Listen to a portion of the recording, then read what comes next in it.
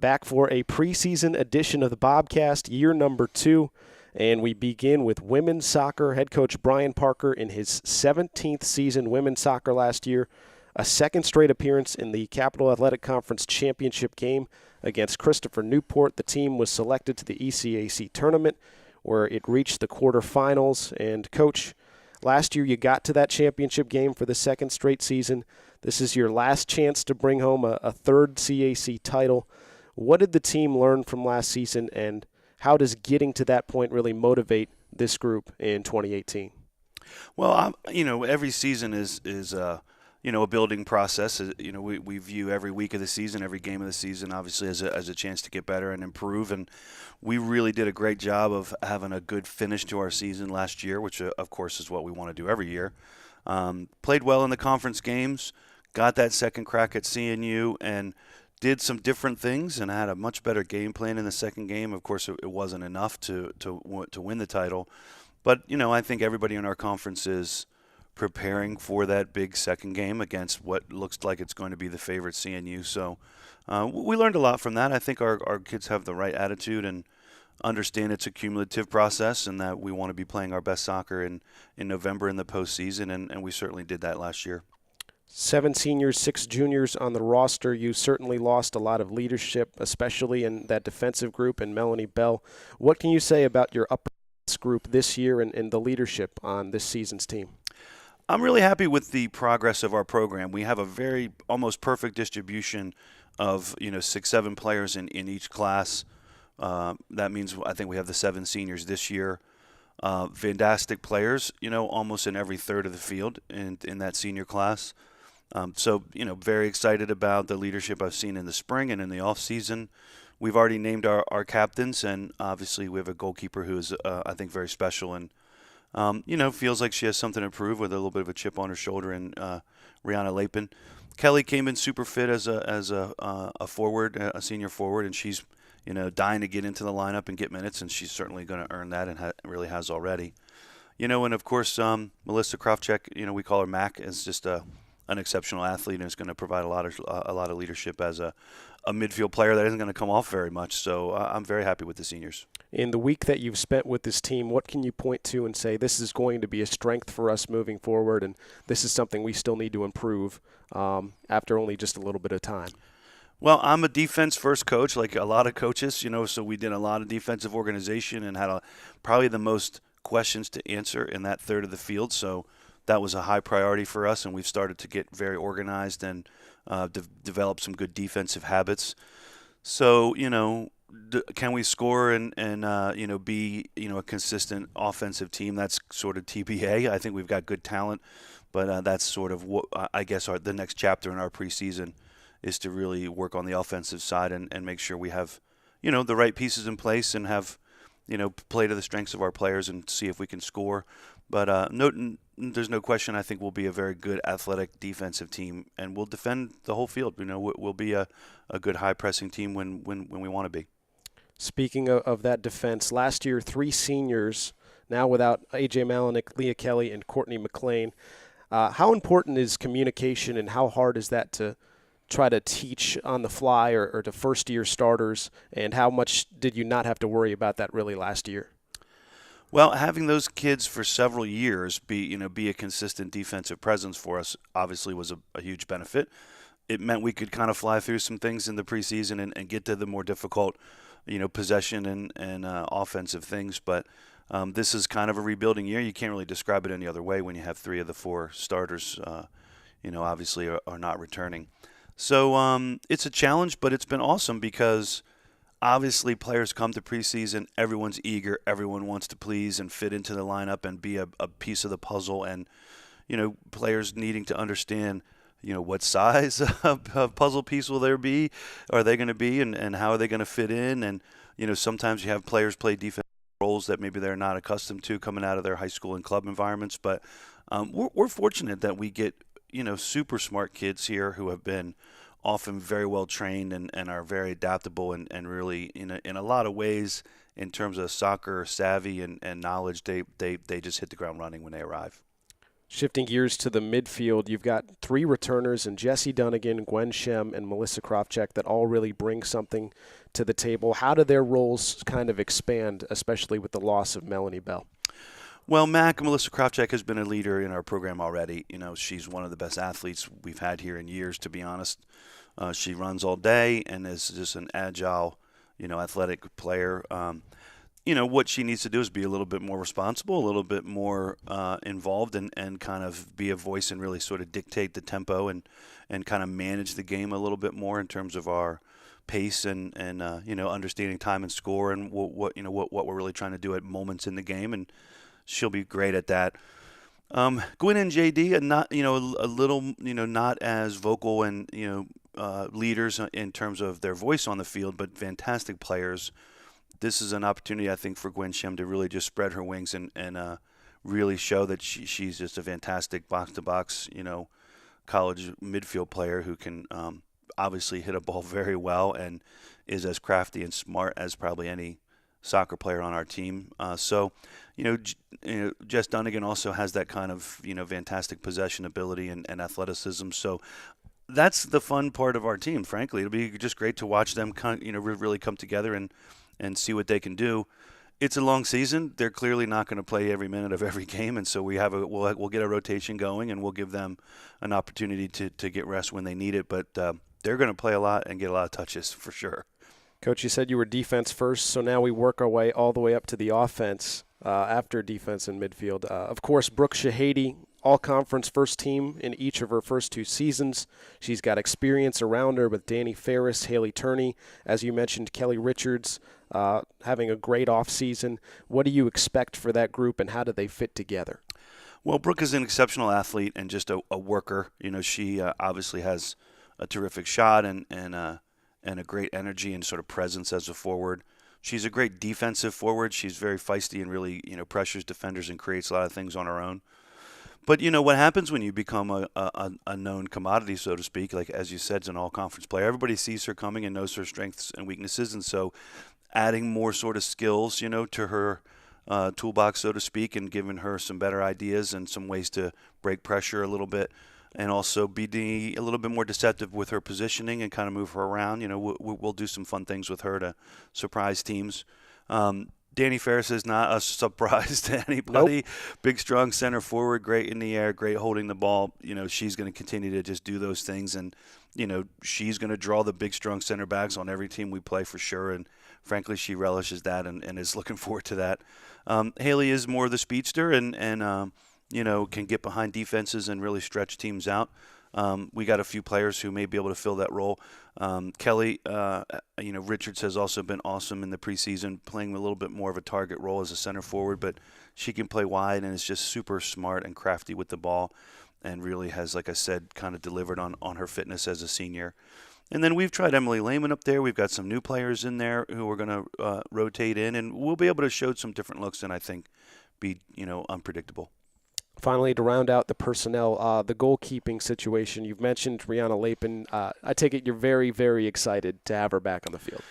Well, we went from having one freshman goalkeeper with no college experience, obviously, a year ago when we started the preseason, to having 3 really good, capable keepers in camp, So Rhee had the injury last year, has a little bit of a chip on her shoulder and really feels like she's got something to prove, has absolutely taken great care of herself physically, and she's one of the 2-3 players on the team, actually, just in her straight speed and athleticism as a goalkeeper. I mean, I don't know what that says about our team, I guess, but it certainly says a lot about Rhee and what she's done to prepare for her senior year. And, we're trying to find that balance. Don't want to put any pressure on her and really, keep talking about the expectations, but she obviously could have an exceptional season, and that would really help our team a lot.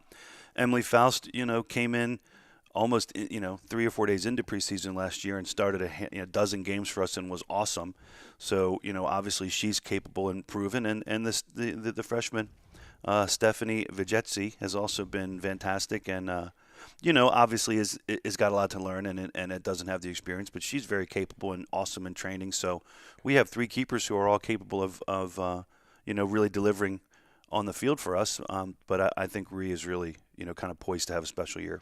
Yeah, we went from last year having more goalkeeper coaches than goalkeepers at one point to now an embarrassment of riches. I want to get into the schedule and at least the beginning of the season. 6 non-conference games against teams with 10 or more wins last season. McDaniel and CNU were NCAA teams last season. You're going to Jersey earlier in the year. Last year at the end of the season, you talked about maybe a Pool C bid, maybe crafting a schedule so that could be possible if you play well. Women's soccer has started a little slow the last few seasons. What do you think it will take to really hit the ground running, and how important is it to start strong? Well, the non-conference games obviously prepare us for the conference games. That's the role of a non-conference schedule. And if we don't go out and play good teams, then we're certainly not going to have opportunities to grow. I think in terms of postseason aspirations, you're going to have to almost run the table, in those non-conference games to position yourself for an at-large. That may or may not happen. I mean, I think if we don't have a schedule that is tough enough to give us quality wins and get us an at-large bid, then, what are we doing? I think we have a very good conference with 3 or 4 teams who could break out and win at any given year. Obviously, CNU is the favorite, and it has sort of set the standard. But, we've got to go out. I think my goal has always been the same for almost 10 years now. Let's go out and play one strong team from every conference we can reach geographically, which is probably, 8, 9 conferences. We have a team from Ohio coming in this year for the first time in a while. Obviously, we play great teams from the President's Conference and the ODAC in Bridgewater. Montclair is a great NJAC team who, is often right on the edge or in the postseason. As you mentioned, McDaniel and Gettysburg out of the Centennial. So, all great games. There aren't really any breaks on our schedule, to be honest, and we're fine with that. I think just managing the energy and fitness and health of the team, as you're playing just tough, teams week in and week out is obviously going to be the challenge, and how deep your roster is what enables you to really stay competitive. But we love the schedule. I mean, we travel maybe a little more than we could or maybe should, but that's all right. I think we're going to be fine, and it's going to be a lot of fun. Finally, the opener, Hood College. What are you looking for out of your team? So, everybody kind of has the same blank look on their face at the start of the season, right? You hope that you're as good as you think you are and that the training has really paid off and the players can manage their nerves and just deliver a quality performance to open the season. I love what Connor's doing at Hood, and he's a friend and colleague, and he's working his butt off to recruit, and they've grown by leaps and bounds already in his short time there. So, nearby opponent, I think a reliable quality team, and I think it'll be a fun way to start the season. I'm glad that he was willing to come up here and play us. So it should be a good test for us, and we certainly take nothing for granted and just want to deliver a quality performance and take that first step. Well, we're excited. Women's soccer back at it. Coach Brian Parker, thank you for joining us on the Bobcast. Thanks for your time. It is a preseason edition of the Bobcast, and we have Frostburg State football coach DeLane Fitzgerald here entering his 5th season. Frostburg football made its 2nd ever NCAA playoff appearance, won 2 road playoff games on its way to 11 wins, that a program record.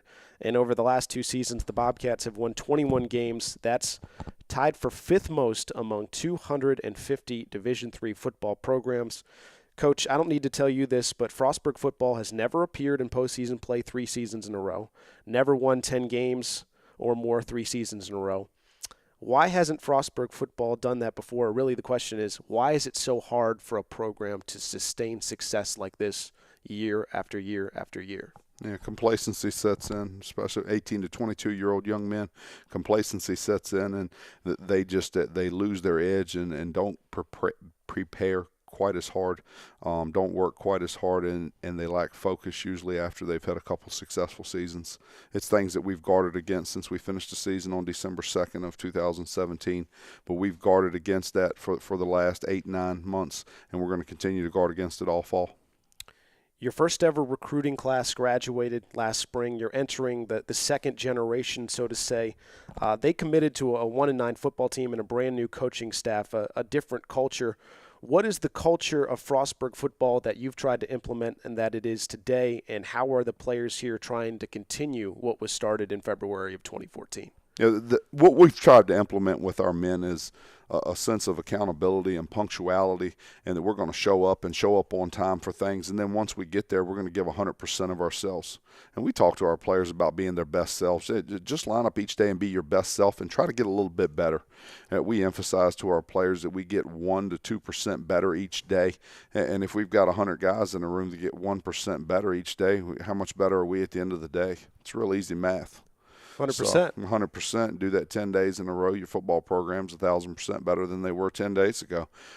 If you can get guys to buy into that and to do that, you end up being really, really good, because there's other football programs and other cultures across the country that are unable to do that. Goals for the season? To win the next game on our schedule, to be successful in the next game on our schedule, to get a little bit better today. Let's line up and everybody get 1% better today, and let's focus on the next task at hand. Andy said this in my opening press conference here at the university, and I've said it to you 100 times. If we just win one game per week each fall, the alumni and the fans and the parents and the players and the administration will all be really, really happy. That you are correct. Let's get into the different phases of your team. The defense has established a reputation for itself over the last few years, and if it's possible to say the offense quietly led the conference in scoring, I think it did. Will the offense be asked to do a little bit more, especially early in the season, considering what it has returning versus what the defense has returning? Yeah, it's surprising how good our offense was last year and got zero recognition for it. Yeah, almost nothing. I would say outside of it. I guess we had All-American left guard and an all-conference left tackle, and our quarterback was first-team all-conference. But outside of those three, there were a bunch of good football players that didn't get a lot of recognition. We have a couple of the best running backs in the conference. When they're seeing the holes correctly and reading their keys correctly and taking the right steps, they're really good players. We've got some great wide receivers, and then we return 3 offensive linemen that I think are as good as any 3 players in the country, along with that all-conference quarterback. We've got a tight end and a fullback that I really, really like, and I don't know if I'm answering your question correctly, Andy. I like who we are on offense, and I like where we're capable of going on offense, and yeah, we can improve on the 37 points per game last season that we averaged. I remember last year at the W&J press conference, you talked about balance offensively. Is that something you can achieve with this group again this year? Yeah, we don't have a choice but to stay balanced because of the town we play in and the weather we play in, and like it or not, we're a school in the Northeast, so we play teams in the Northeast, and we're going to get weather from time to time, and there's days where it's so wet that you have to run the football, and there's days that the wind's blowing so hard that you have to run the football. So we're just going to be balanced. Yeah, if we were playing in sunny San Diego where it's 80 degrees every day and the wind never blows, we'd line up and let Connor throw it 80 times a game. Probably be pretty successful that way too. But I don't want to be that guy, and I like to run power and ISO and inside zone, and I like those things. And we're a power run team and play action off of the power and throw the football. We're going to continue to do those things. And at the end of the game, we'd like to be 33% in what we're doing as far as run game, option game, pass game. Also, several changes offensively. A new offensive coordinator, J.C. McDonald, at least 2 new starters along the left side of the offensive line, a new fullback. What kind of process has it been to integrate the new offensive coordinator and starters and contributors to that group? Yeah, JC's new to the players, but he's not new to our coaching staff. With myself and with Angelo LeVar, our offensive line coach, who I think is the best offensive line coach in the country. But with us too, we go back over 20 years with JC, so known each other and been a part of each other's lives for a long, long time now. In the situation where your offensive coordinator, leaves you the second week of July, you don't have much time. You have less than a month to get somebody in and all that. So one of the keys in the hire is I had to have somebody that knew our terminology and wanted somebody that would come in with our terminology. We've got 8 returning starters from last year, and there's a good chance, Andy, that every starter on our offense is going to be a senior with about 1 or 2 juniors with them. So with that being said, I needed somebody to come in that spoke the same language football-wise and wasn't going to change a bunch of things on the young men here. JC and I have, we played college football together, and then we've worked together at 3 or 4 different locations. So our terminology offensively is the same, and he's been able to come in and stick with what we do. And then he's added 4, 5, 6 wrinkles to our offense that we hadn't done in the past and hadn't thought about that are going to help us be more successful this fall. Well, we're looking forward to that. Shifting gears to the defense, the Bobcat defense graduated 4 first-team all-conference players and its top 6 tacklers, guys like Niall Scott, Dante Chinnery, Josh Washington, who have been starting for years and years. I don't really know what to expect from the defense. What do you expect from the group? Yeah, well, we're not as big. We're not as big as we've been in the past. Height, weight-wise, Andy, we are much faster than we've been. Our players are playing really, really fast, and they're running to the football. I've learned over the last 4.5 years just to have confidence in John Kelling and his ability to coordinate a defense. And at the end of the day, he'll get all the guys lined up right, and we'll run to the ball and play really, really well. Now, that being said, we're pretty darn talented now on the defensive side of the ball. Yeah, we're different, and there's different faces and different names. But us winning some games over the last couple of years have allowed us to recruit depth and recruit kids that could come in and play. I like where we're at. Zach Strand's as good or better than anybody in the conference at rushing the passer and doing those things. And smart young man, and football matters to him, and he's a whole bunch of fun to be around. But he's there. Walter Riley returns, and Walter's played a ton of football. He returns at D tackle. He's a good football player and getting a little bit better. We got to get Walter's pad level down. So I hope he listens to this and understands that if he'll sink his hips and play about 4 inches lower than he currently plays, he could be a much better player than he is. But we've got him back, and then we've got Paul Cumpar back, and he's been in our system for 3 years, and good football player, and going to be a good player for us. And there's a couple other young guys that the world hadn't seen yet, so I'm not going to give our opponents any chance to prepare for them. Yeah, let's not unveil anything they don't already know. But we've got some good players in there that are helping us at the linebacker position. We returned 3 really, really good linebackers. Draquan Reed, who was first team all conference 2016, he set out last year with a blood clot in his leg.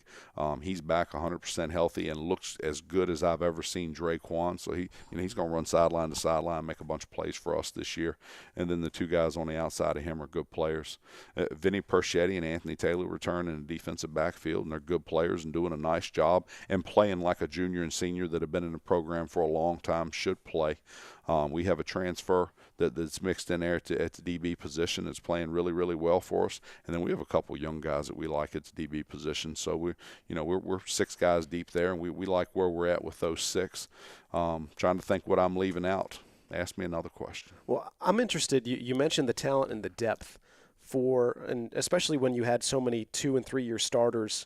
How hard is it for someone who it was a contributor to become a key contributor, and how hard is it for someone who was playing JV games or not here last year to become just a contributor? It's the natural progression, and I don't like it, and I try to, how do you say this, I try to prepare against it with the parents and with the players. But what you get at the college level is a guy comes in, he goes, well, I'm a freshman again. Well, I didn't play varsity as a freshman in high school, so I'm not going to play varsity as a freshman in college. And they kind of accept a role. And it's always bothered me with the youth in college football that they accept that role as a backup and as somebody that's not contributing. Well, they wake up their sophomore, you go through spring ball and get into their sophomore year, and they go, hey, maybe I'll compete to be a contributor this year, and that's what they do. And then come their junior and senior year, they're ready to play, and they step their game up, and they become leaders, and they become talkers, and they start making plays, and they want to be a little more than a contributor. They want to be an impact player, and you kind of go from there with it. The ones you really like are the ones that are assertive and have a sense of urgency from the day they step foot on a campus. And I really like the 18, 19-year-olds that have this mentality. I started the last 2 years of high school. I liked it being a starter in high school, so I'm going to continue to try to be a starter. And out of that, you get a young man like Zach Strand. Mm-hmm. Yeah, you get a kid that comes in and plays Vinny Perchetti that's played the whole time. Draquan Reed played from his sophomore year on. You get a young man like that you come in and you start as a freshman. You're a major contributor as a freshman. You become an all-conference candidate as a sophomore, and then you're an All-American candidate, your junior and senior year. And we're talking, they got me thinking about just defense. Connor came in here and started as a freshman. He's been a player the whole time. Riley Hartman is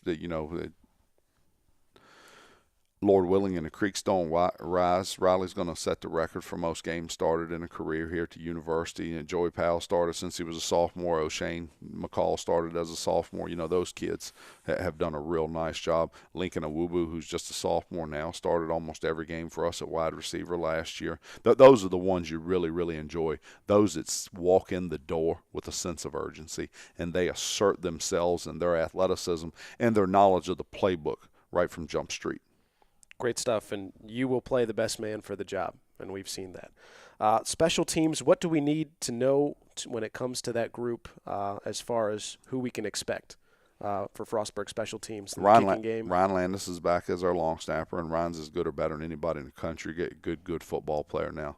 Part of the long snapping Landises, because before him, his brother, I think we had a year in between, but before him, his brother was a starting long snapper here for 4 years. So it's Kyle Landis was the long snapper here for 4 years, and we took a year or two break with Eddie Cook doing a nice job for us, and then Ryan comes in, and Ryan's going to be a long snapper here for 4 years. Anyway, good football players. Jeremy Harrison returns at kicker, and Jeremy did some PATs and field goals for us last year, but he specialized on kickoff. He'll handle all of the kicking duties going forward. And then we have a battle at punter right now. We have a battle at the punting position, and a good problem to have. But Connor Cox is the best quarterback in the conference. He also may be the best punter in the conference, but does a nice job. When he's focused and wants to kick it, he can kick it pretty well. But him and Keegan and Aaron Curtis are battling for the starting punting position. Almost done here. Leadership. Last year you said your style of football lends that the team plays close football games. How important is on-field leadership in terms of winning those games, and where have you seen leadership from your team? We're going to go as the older guys go. So, and some of them want to hear that, and some of them don't want to hear that. At 21 and 22 years old, they should start to assume some leadership positions and do some things that way. We've got 12 seniors that have done a decent job thus far in those leadership roles, and we're happy with them thus far. We've got to get our entire junior and senior class involved in what's going on from a leadership perspective, Andy. But I'll tell you this, and it sounds way too blah and not exciting enough to be effective. But the best thing that an older player can do is a younger player is doing something wrong or saying something wrong or thinking something wrong, and a junior or senior just looks at him and says, "My man, we don't do that. Hey buddy. We don't do that here. And while I'm telling you that we don't do that here, this is how we do it." To explain to them that that's not how we do it, or that we don't do it at all, and then explain to them exactly the way it should be done. The most powerful leadership lesson that a young man can give another young man.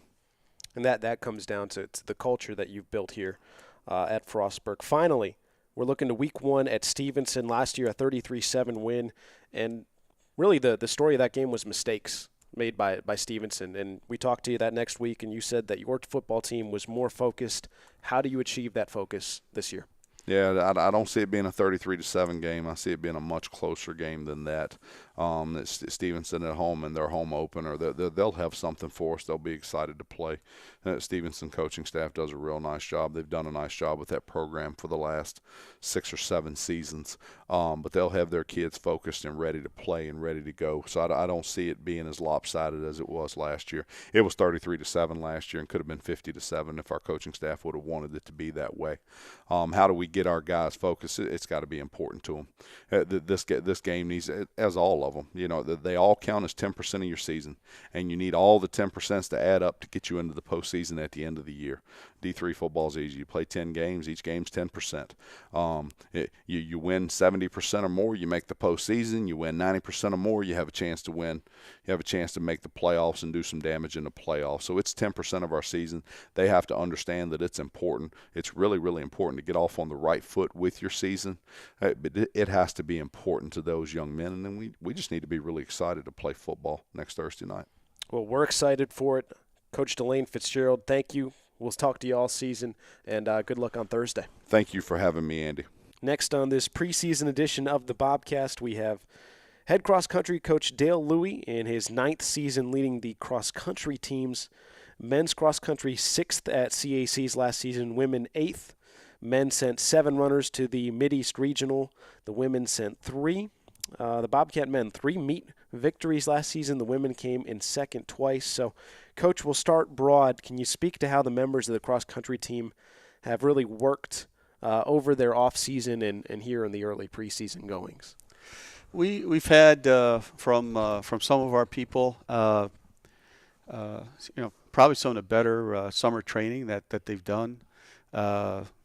For some of our veterans, probably have put more mileage and more intensity in, particularly the seniors, and that's probably because it's their last go around, kind of understandable. So we've generally been on the men's side in particular pleased with the conditioning that the people have come in with. On the women's side, Sarah McCurry has had a tremendous summer of training. Probably comparable to some of our men, if not even better. We've kind of joking with her at times that she's an honorary member of the men's team, and I made that comment the other day at lunch, and the guy said, "Well, we've already done that, Coach." So it's very positive in that regard, and as you and I talked a little bit before we started here, we had some time trials the other day.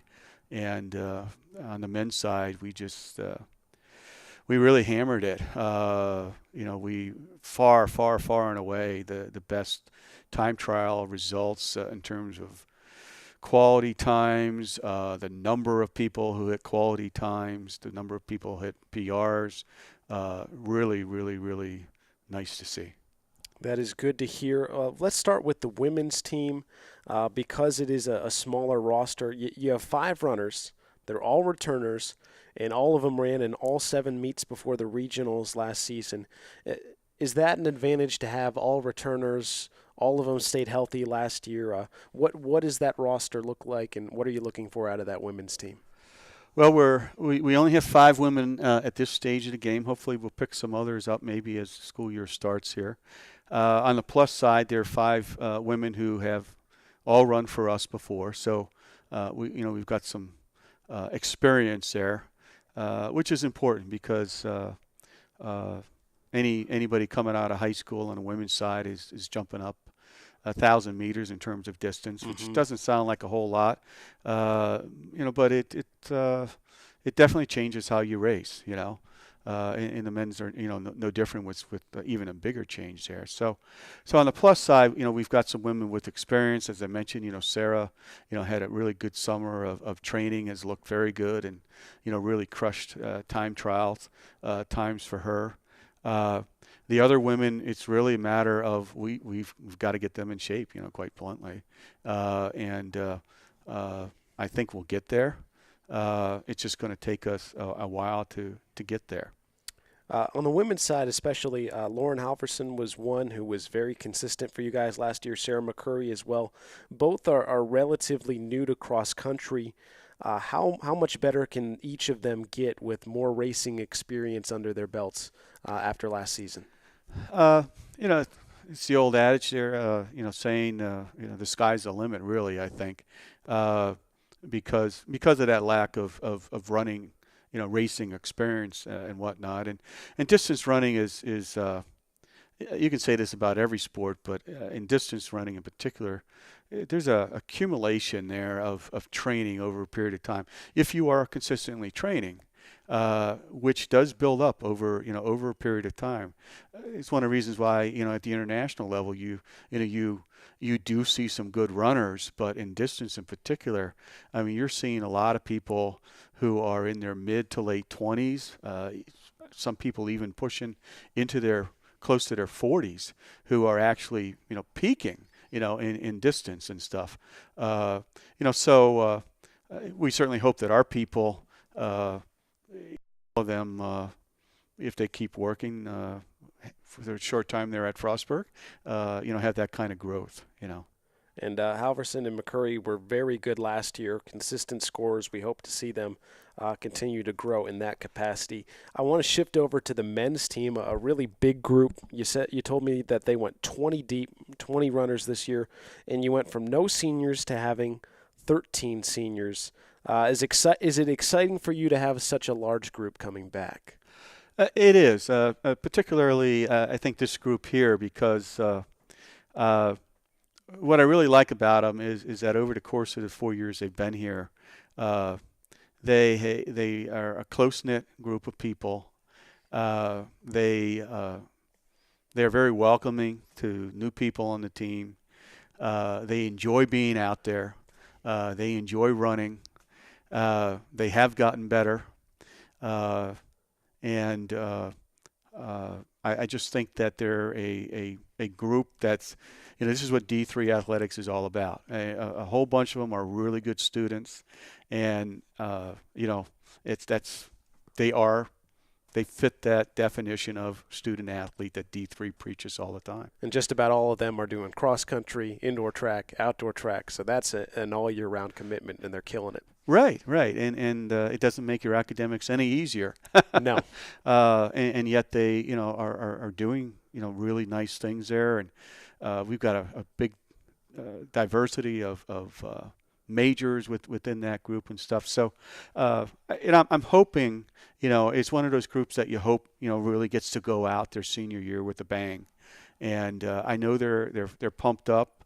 I've gotten some email from some of them over the summer that suggests that there's a certain level of excitement, for them, and they see, where the team has gone and grown in the last several years, and I think they feel like, okay, we've got reinforcements, we've got help, we've got competitors on our own team, and we have the opportunity to have a good season. Well, one of the headliners of that senior class, Robbie Romano, first finisher for Frostburg in every meet last season. Can you see him taking another step in his production this year and in his times and results? Absolutely. I think Robbie would be one of the first to agree with that. He continues to increase his volume of work. We have, with him, one of the things we certainly feel he has always needed to do is become a little stronger and faster, and those two things kind of work together there. And so he's always made the commitment to running. He's reached that point where, in this being his senior year, that the mental aspect is especially important. That's going to be the determining factor of just how far he goes. How hard is he willing to push? How much does he believe in himself? And that's true with all of our athletes as well. Again, distance running, it can be a real grind at practice. It can be a grind in a race on a tough course, and it very much is mind over matter. So these are the things that you hope your seniors have acquired over a period of time, and put it all together. So we're hoping for him to take another step forward. I'm interested in who is in that top group in terms of practice along with Romano, behind Romano. How has the competition in the team been this fall on the men's side? Very, very deep. Good. Very, very deep. As you know, five scorers make up your team score, and two others have the opportunity to influence that the score of other teams. As we spoke a little bit earlier, we have people who I think are going to be running with Mr. Romano on our team. We have probably somewhere around 3 to 9 runners, maybe all the way down to 13 runners on our team who are going to be fighting for those top 7 spots. And I can't sit here and tell you right now who those 7 are going to be. On the real plus side for us, I think, is every single race. It's going to be different people in different slots, and it's going to be a little tough to pick those 7 at the end of the year, which is a good problem to have. Speaking of the end of the year, looking at your schedule, CAC championships are scheduled to be at Southern Virginia. The Mideast Regional is back at DeSales, where it was 2 years ago. How is your schedule geared towards those particular courses, and what went into the building of your schedule this year? We always kind of take a look at where are we going to be at the end of the year in terms of championships to try to build our schedule. We also run what I call cross-country courses. We're not running, on the beach, flat stuff. That's really not cross-country. That's track on the sand or whatever. So naturally, most years our schedule does set us up for places like Southern Virginia and DeSales, which will be more cross-country type courses. So you've got rolling hills and they're a little bit more challenging, and you got to be thinking a little bit more in terms of what you're doing with your race plan and everything. So we'll be well set up with that. We have meets at a number of places. Penn State, Fayette will be hopefully on our home course. They are all like rolling hills types of courses. That should be a challenge for our people, and should help to get them into shape, both physically as well as the mental side of it that we talked about earlier. Finally, if your men's team is able to stay healthy, does it have the potential to be as good as any team that you've had here in your 8 seasons coming into this one? Absolutely. We have gradually gotten better, every single year, both in terms of quality and quantity of people that we have. We have people the last several years, not running at the regional meet who would have run in a regional meet, some prior years and things. So it's nice to see that we've grown to that point. We don't always get credit for that. We're kind of off and away, unlike a lot of sports. Mm-hmm. But the people on the team know where we've gotten, and that's the most important thing. In our sport, you're not going to get a lot of attention. You guys here in Sports Information give us a lot of attention. We do our best. And really, we very much appreciate that because it doesn't happen at a lot of places. So, we very much appreciate that, we do believe that we can be pretty good and certainly one of the better teams that have been around here in a while. Finally, what are you looking for out of your team this week in practice and then at the first meet of the season heading to Alderson Broaddus?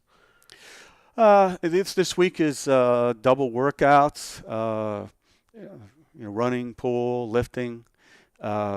We clearly are still trying to get people into shape. Mm-hmm. That's more true for some than others. It's part of the the training process. We're a little fortunate in our sport that we can at least hope to try to progressively train. We don't need to win week one necessarily, mm-hmm. Or be out of the polls, that kind of thing. Although we have polls, mm-hmm. So it's nice to be, good out of the gate to get a little bit of that recognition.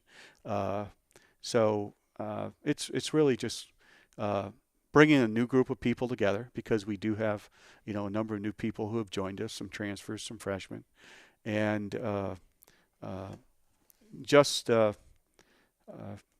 everybody needs something to work on. And one of the things that I'll add here is that I'm impressed with is that our returners not only have made a nice commitment to some of their training and their effort in practice, but part of that effort in practice is doing the things that we've been preaching, for quite a while, and it shows up in a lot of these individuals, and they are just being self-initiating in a lot of areas this year, which I think speaks well for where we're going to go. Well, that's good to hear. We're excited. Men's and women's cross country next Saturday, Alderson Broaddus. We'll hear all about it next week as well. Coach Dale Louie, thank you for joining us. We'll see you all year on the Bobcast. Okay. Thank you very much. Next on the preseason edition of the Bobcast, we have field hockey head coach Kaitlin Thompson in her second season at the helm of the Bobcats. It's year 2 here at Frostburg. Coach, field hockey maintained its win total from last year before you started as head coach. How have you and the players on this team really laid the groundwork in terms of taking a step forward in 2018? Yeah, a lot of what we've been doing for the past few months has just been building our confidence and really building our what we call a next play mentality. So not just always focusing on every single little mistake that we make. You know, there's going to be mistakes on the field. It happens. Just what are we doing next after we make that mistake? Are we hanging our heads, or are we just going back, redefending, getting the ball back, and attacking right away? So that mentality shift has been huge for us. We've done a really good job with it so far, and you can definitely see that while we're out there in preseason practices. To build off that, the mental aspect, looking at last year, Frostburg could have won potentially 8 or 9 games, several overtime games, the St. Mary's game where you outshoot St. Mary's. You played competitively against Lynchburg in the first half. What has the process been like for getting this team and these players to kind of believe in themselves and think that we are a good program and those are games that we can come out on top? Yeah, I just think it's the confidence thing, I really think, is the biggest shift. It's not always looking at your mistakes and just hanging your head after your mistakes, just knowing I can execute that skill, or maybe it's a skill you've never executed before. Let's just keep on trying. You're going to make mistakes. You're not going to get it perfect the very first time. So just keep making those mistakes and then learning from those mistakes so that you can be able to execute a skill or get the victory that we know we can get. So it's just that's been the biggest mentality shift for us. And like I said, the girls have been doing a great job. You can tell when they recognize when themselves or their teammates are getting down on themselves, and they've done a really good job of recognizing that and being like, nope, get out of that mindset. Here we go. It's time to get to that next play. They've been picking each other up. I want to know where leadership is coming from this season. You lost 4 senior contributors. Ivy Meisner led the team in points. Newbert led the nation in defensive saves. Liz Davis was out there in every game. Nicole Leedy was your starting goalie in every game. How do you replace their production and their leadership? Yeah, girls have been doing great so far this preseason. We have 7 new players, and the seniors have really just done a nice job of taking them in and teaching them our mentalities, our game plans, all over the field. I can see our seniors pulling freshmen aside, pulling sophomores aside, and showing them what they need to do, telling them what they need to fix. And it's great for me because now that they kind of know me and know my coaching style a little bit, it makes it easier. I don't always have to be over there. The seniors have done a really good job of taking them under their wing. And then Sierra Smizer, she's done a really good job of taking Maggie, our new goalkeeper, under her wing. And they've just been, our upperclassmen have been doing a really good job of just teaching the underclassmen what it means to be a Bobcat for our field hockey program. I got pretty much the same exact response from DeLane Fitzgerald when he was in here this morning talking about leadership, and that's one of the best things that you can have are the older players imparting culture to the younger players. I do want to hit on your sophomore class as well. Gabby Rahuba, Sam Coffey, and Brooke Lafayette are all returners to that class. They all played a ton in their first year. How much of a jump do you think they can make? And in terms of their confidence, after having a year under their belt, how much farther do you think they can go? I think the sophomore class potential is so great. When I watched them play one of the first practices I came last year, I just was so excited about that class and what their potential is. They know the things that they need to fix, and they work on fixing them every day. They have great mentalities. They have great competitive attitudes, and having Gabby back from her injury, it's funny, like she went to do her first sprint and the entire team was like, whoa, she's back. She never missed a beat. So that sophomore class is definitely special and definitely has a very high potential. Well, that is great to hear. And we want to go into goal scoring. Gabby Rahuba is one of those names. Last year we talked a lot about getting the ball in the circle, getting to the hot spots, and shooting once you're there. Holly Van Wee led the team in goals last season. How has the offensive group looked, and what's the advantage of already being here, having your system, your philosophy, your hot spots, have players taken to it even more quickly now that they've got a year under their belts? Yeah, so again, it's just the upperclassmen are just teaching those girls where they need to be. The upperclassmen know where they need to be, so even if it's a play where an upperclassman didn't get there, they know it, and they'll be like, I didn't get to the post, and it's like, yep. So that's where we need to go. So it's definitely good to see and them self-correcting themselves and all of the underclassmen as well, but I think that we do have a very good potential to be knocking in a lot of goals this year. We have a lot of returners who have just improved their goal scoring abilities in Holly and Molly. They call themselves the Ollies. And Gabby is back, and like I said, she is looking great. And we also have some freshmen that I think could definitely be putting some goals in pretty early on in the season as well. I want to move to the midfield, and Ivy Meisner, Liz Davis, both graduating. Who slides in there, and what do you look for out of your midfielders in terms of their role on your team? I think Ashley Myers and Sam Coffey are going to do a great job of stepping into those leadership roles in the midfield position. I do think that is probably an area where we're going to have a lot of freshmen, but those two girls are great leaders on and off the field, so I think they'll do a nice job of really honing that group in. Defensively, Kara Morrell, Brooke Lafayette are back. Who potentially slides in with them, and how will that group work together this year? Yeah, so I think we'll be looking at a freshman to fill that spot. Right now, it could be either Katie Mitchell or Emmy Nelson. We're looking at them both, but you never know who. Kaylin Gardner could be another person that we see at that spot. So they've all been doing a really good job of, stepping up and really working on those skills in the preseason. And Kara has been just a great leader on that back line. She's been one of the ones that's really helping everybody wherever we look. I can always look around and Kara is giving somebody some pointers that it might have even been something that I was just about to say, and Kara walks over and says the same thing. So it's been she's been a great leader so far this preseason. So I think our back line will again be set with her and Brooke returning there. Goalkeeping situation. Sierra Smizer has been waiting in the wings for the last few seasons. Maggie Hopt is a first year as well. How have your goalkeepers looked early on? Goalies look good. Smizer, she's always been a great goalkeeper. Obviously, she's had to sit behind Leety for a little this past season, but she knows, and Leety knows as well. Smizer was on her back the entire time, kept Leety honest, and kept Leety being what she was able to do that past year. So Smizer's definitely ready to step into that role.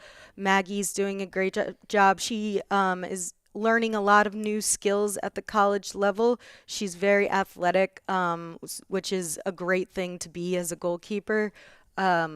So just learning those basic fundamental skills is what she's working on. And like I mentioned before, Smizer's done a great job of kind of taking her under her wing and showing her how to do things at the college level.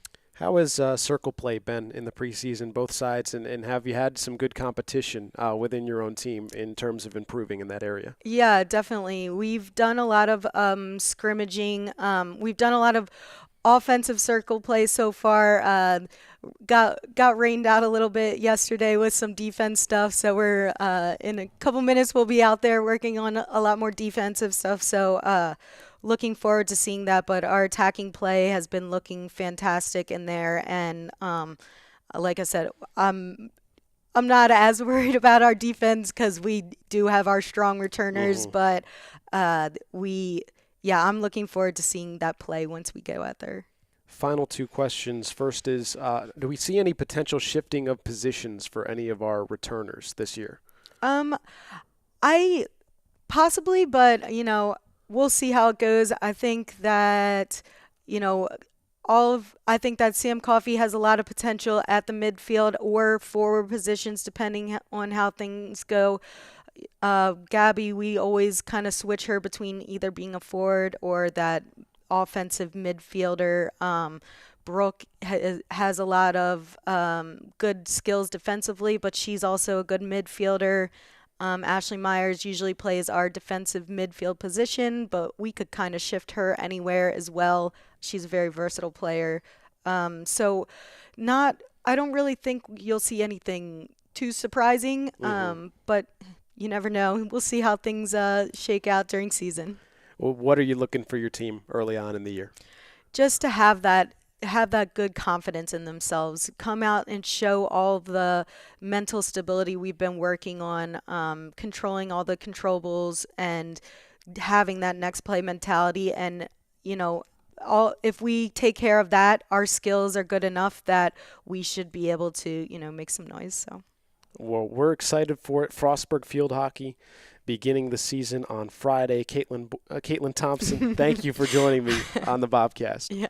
Next on a preseason edition of the Bobcast, we have Frostburg State volleyball coach Becky Fletcher entering her 8th season. Frostburg volleyball, a nice year last year, 16-12, hosting the ECAC tournament.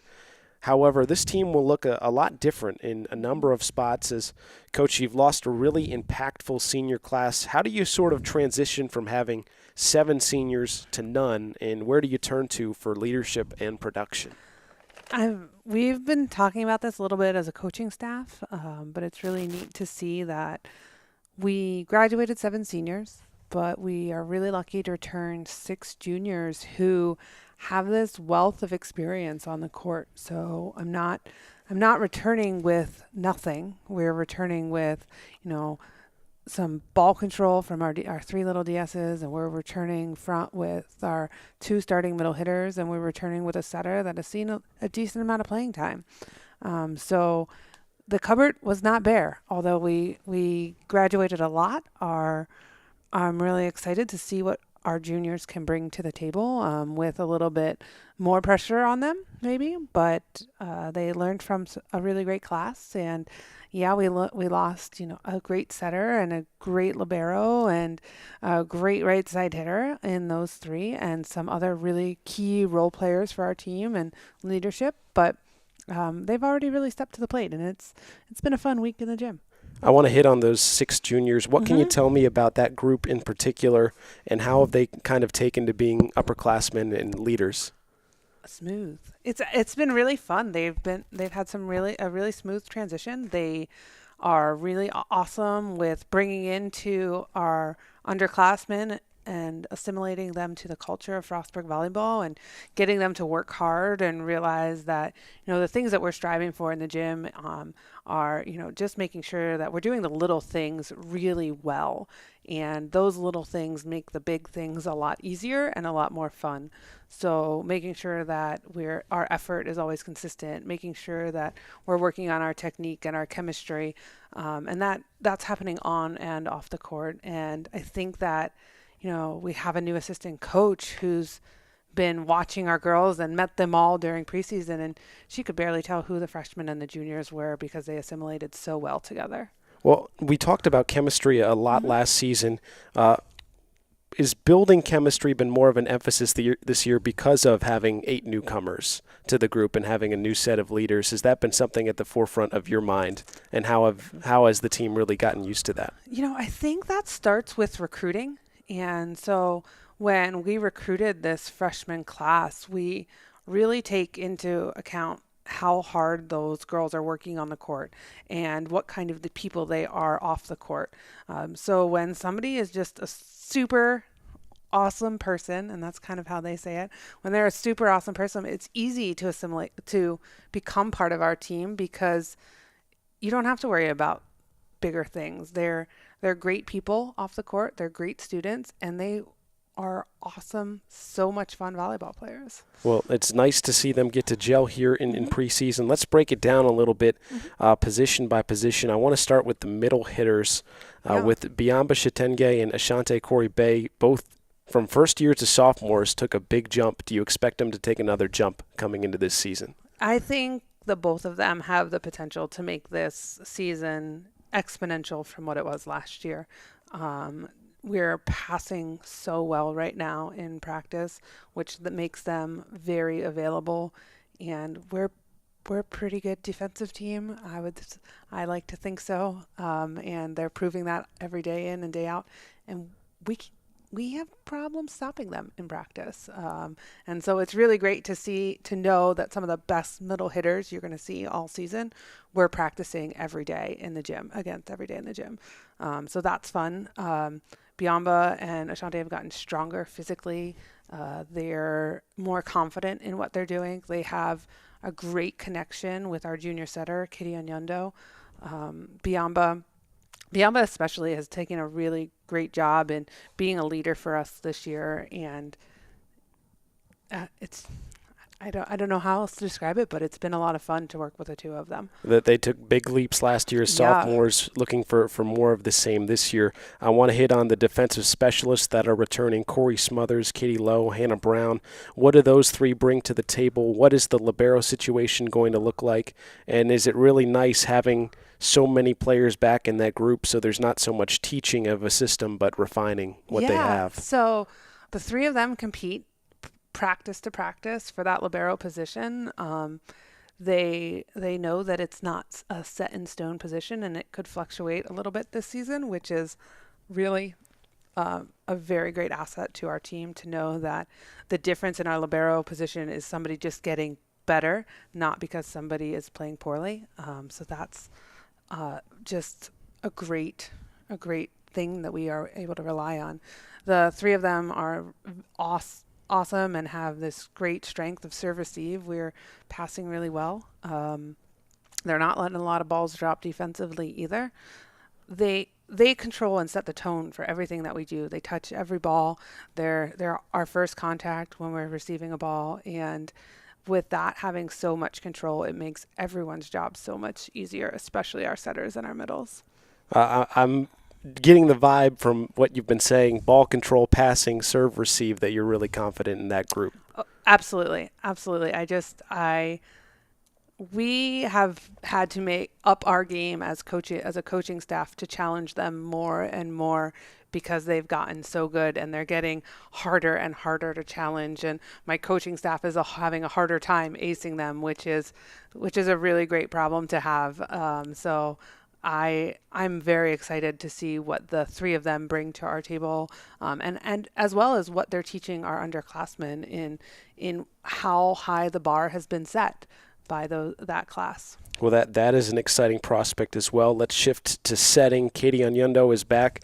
Maddie Torres is a big hole in terms of filling her setting production as well as her serving production. How does that position round out with Katie and then any potential newcomers? I think that Katie O had the opportunity to play with Maddie. She had the opportunity to watch Maddie. But I also think that Katie O is a little bit different style of setter than Maddie is. I think she's really great in front of her. I think she really connects really well with our middles. I think that she works really hard. She's really scrappy. And I think some of that she learned, some of that she already had. And she has worked her tail off the last 2 years to know that this is kind of her year to see if she can run our offense. And so far, she's doing a fantastic job. On the outside, Frostburg needs to replace about 3,000 swings. We were talking about this before we came on. Rachel Sneed is the only returning outside hitter to the roster. There's going to be some newcomers to have some swings. What can we expect from your team in terms of the outside? So obviously our outsides and our pin hitters, our right sides, are going to be pretty young. I think that you're going to see our middles take a lot more swings to take some of the burdens off of our young outside hitters. I think they're young, but I think they're going to open some eyes and they're going to be a little bit of a surprise for some people. I think they're coming in fast. They're coming in higher than we were last year. They're coming in a little bit stronger. So that's really fun to see some outside hitters be able to score some points for us. And I think they're going to do that pretty quickly. What can you tell me about this new class of newcomers? You've got 8 new players coming into the roster to really infuse after losing all those seniors. What do they bring to the table, and what's it been like working with them for this first week? So this freshman class is fast, they're aggressive, and they are extremely competitive. And I mean, walking up the stairs is competitive to them, and decorating a water bottle is competitive to them. So it's a lot of fun to bring that energy into our gym. There's also a newbie transfer coming in, Bailey. She's a local girl. She grew up in Cumberland, and she has brought this dynamic volleyball skill to our gym, and you could see, maybe we'll see her setting. We might see her hitting a little bit this year. So she's kind of a utility player, but she has accepted that role and brings that competitive, fierce energy to our gym. Freshmen on the outside, I think that you'll see the name Haley Altemus pop up quite a bit for us this year. I think you'll see she's from Pittsburgh. She played for a really great club. She is this tiny, skinny little girl that flies and hits the ball really hard. And I think it's going to be a lot of fun to see her develop over the next 4 years as well. There are also a couple DSs in that class that have some great girls to learn from, and they've been pushing our junior class, which I didn't think was possible, and they're giving our juniors a run for their money, which I love that competition in the gym. In your experience, how long does it take for a team to gel together, especially with so many new parts that we'll see chances this season, especially on the outside? I think it can be days or weeks depending on your team. And, a lot of these freshmen have been recruited at such a long process that they've known the girls on the team, and they were in contact with the girls on the team all spring and all summer. So the fact that they knew each other coming into preseason is a huge advantage. And then it's just about learning our system. And we work really hard to recruit girls that assimilate quickly into our system, but making sure that they're learning, what are our plays and what tempo offense are we running and those kind of things. And they've gotten together pretty quickly. Well, let's take a look towards the season. It begins at St. Vincent College like it usually does. What are you looking for your team early on in the season, and what do you hope to improve as it goes on? I think our goal at St. Vincent is to figure out what our strengths are. We've been playing against each other, and we're picking up on each other's strengths and doing our best to stop them and make ourselves develop new strengths. So I think that there are some things that we're going to see. I think our middles are going to come out strong. I think our serve receive and our defense is going to be just great. I think our setting is going to be interesting because we haven't run a 5-1 in a few years, a true 5-1, and I think we're going to see a little bit of a 5-1 in our first weekend at least, and probably a little bit of a 6-2. So I think our lineups are going to vary a little bit in this first weekend, just to see who can step up and who can get on the court and compete and bring that and successfully score some points for us. Finally, the CAC, every team's going to be in the tournament. Right. You guys seem to be a little bit of a wild card coming into the season. Do you see this team kind of embracing that and looking to grow throughout the year and figure out what style and what group of personnel works the best for you? Yeah, I think that they're really excited. This is our last year in the CAC. We know we're going to make the conference tournament, so we're not even thinking about that. We're thinking about we want to be hosting in November, and with the results of what happened last year, being out of the conference tournament by a matter of points and beating teams that were in the tournament and losing to teams that made the tournament by a combined 1 point to Salisbury. I think that we're not far, and it's a matter of sneaking out 1 or 2 points in a set, not 10 or 15. And I think these girls absolutely have that dedication to be able to do that. Well, we are excited. Frostburg volleyball begins this weekend at St. Vincent. Yep. Becky Fletcher, thank you for joining us on the you. Bobcast. Next on a preseason edition of the Bobcast, we have men's soccer head coach Keith Byrnes in his 17th season at the helm of Frostburg State men's soccer. Men's soccer won 3 out of its last 4 games last season to reach the conference tournament. However, this team will look very different. The roster is made up of 5 returning upperclassmen, a number of sophomores, and 11 newcomers. So, Coach, how do you go about crafting a style of play that really fits this group of players, and have you ever been faced with a situation where you have this many new players? Well, I think we were kind of similar last year. It was a pretty young team. I mean, that's why we have almost 20, I think, freshmen and sophomores now. So we've been kind of, I guess, unfortunately rebuilding the last couple of years to try to get kids to fit a way we wanted to play. So hopefully the guys we brought in do meet the standards of what we were looking for in our mind of how we wanted to set up. But then obviously once we get them on the field, we've got to, fit the formation to the talent that's out there and what's best going to suit them. But we did have a vision of what we wanted to do, and hopefully I think it's starting to look like these guys can, play in that format, and it should be fun. Can you give me an idea of the skill set that your team has as a whole, and what is the style of play that you guys are pursuing throughout the year? Well, we usually always like to build out of the back and possess the ball, but this year we want to be a little bit more direct at times and just try to put teams under a little bit more pressure, get the ball in their end of the field, get the ball in the box. Sometimes we spend a little too much time on the ball, and we don't go anywhere. Always you want possession for penetration and not just for the sake of possessing. So there's got to be a purpose to it, and ideally that can allow the offense to flourish a little bit more, because we struggled last year in the attacking third. And this year, it's, the offense is going to be the key. I mean, if we got guys that can score, we'll be all right. If we struggle, then, it could be a season where we have to really try to figure some things out and just manufacture some goals as best we can. With so many players in their first or second year of the program, looking at the team 2 years ago that went to the semifinals, the only guys back are Brett Basham and Blake Getz. Where do you look to for leadership and really helping others, teach the program and continue the culture that you're trying to build? Well, obviously those two, and they were both voted captains. So, Basham's a returning captain. Blake would be his first year as a junior, and I think they're both very strong at leading by example and just doing things the right way. And the guys respect them a lot. And then we do have, this year we'll have Randy Putnam and Derek Staines, 2 sophomore captains. And those are the guys that kind of took some of the lead in the off season when we were trying to, keep everything together, knowing that we were going to have to wait for 12 new guys to show up. And I think they're a little bit more the intensity type guys, and the guys that people kind of just, when they get fired up, others get fired up around them. And then Blake and Bash kind of, just, again, lead by example, do things what they're supposed to do, and just have the cooler, calm demeanor, I guess.